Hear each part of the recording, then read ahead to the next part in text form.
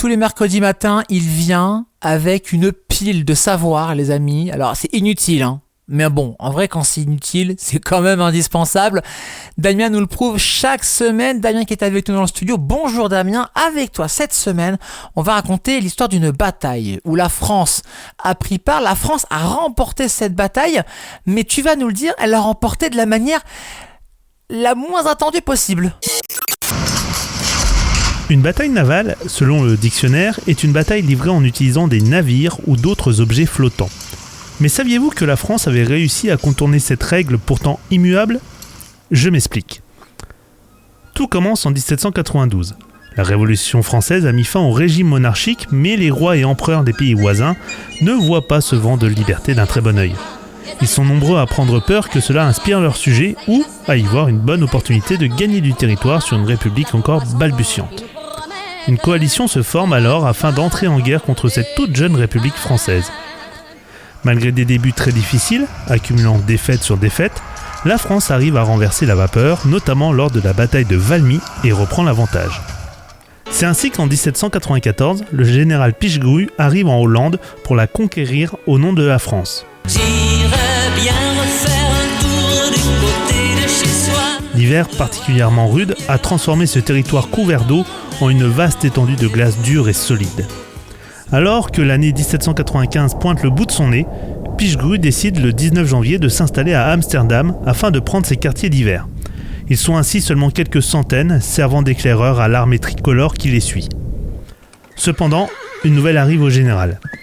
Une flotte néerlandaise stationnée au Helder, dans la province de Frise, à peine 80 km au nord, est prise dans la glace. Une aubaine inespérée, alors que les conditions climatiques empêchent toute bataille rangée. Pichegru envoie alors le général de brigade Jean-Guillaume de Winter, un néerlandais servant la France depuis 8 ans, à la tête d'un régiment de hussards, les soldats français de l'époque. Sa mission ? Empêcher l'occupation du Helder par les Britanniques ou à défaut empêcher les 14 navires de guerre de rejoindre la Grande-Bretagne.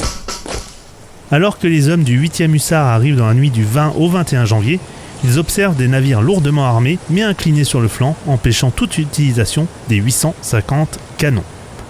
Au petit matin, les Français lancent la charge, sans avoir oublié au préalable d'emmitoufler les sabots de leurs chevaux afin de couvrir leur bruit sous les ordres du lieutenant-colonel Louis-Joseph Lahure. La surprise est totale, les navires hollandais paniquent, les différents équipages n'arrivant pas à déterminer réellement le nombre de soldats français dans la purée de poids qui entoure la zone. Perdus et sûrement incapables de riposter, les marins néerlandais se rendent montrant que la domination de la France sur le territoire est totale. Cette bataille, bien que n'ayant pas réellement influencé la guerre, rentrera cependant dans les annales comme étant la seule bataille navale de l'histoire remportée par une cavalerie. De retour au pays, le jeune Louis-Joseph Lahure est rapidement reconnu pour son audace et son coup de poker. Il entrera par la suite dans la campagne d'Italie aux côtés d'un autre général de petite taille et d'origine corse cette fois. Encore une histoire dingue racontée par toi, Damien, et à retrouver en podcast sur happinessradio.fr et vos plateformes de streaming. Merci Damien, on te retrouve ce soir à 19h dans l'Antre du Geek. C'est un tout autre univers, hein. Actu, pop culture, jeux vidéo, monde geek. Avec toi ce soir à 19h, belle journée et prochaine histoire, prochain savoir inutile donc indispensable mercredi prochain. Dans 5 minutes sur Happiness, que faire dans l'Oise, que faire à Amiens, on vous dit tout dans Quoi de neuf l'agenda. Vos événements plus proches de chez vous, c'est juste après votre playlist classique et hit, les souvenirs années 2000-2010, lead du moment, lead collector comme on aime. C'est maintenant sur Happiness.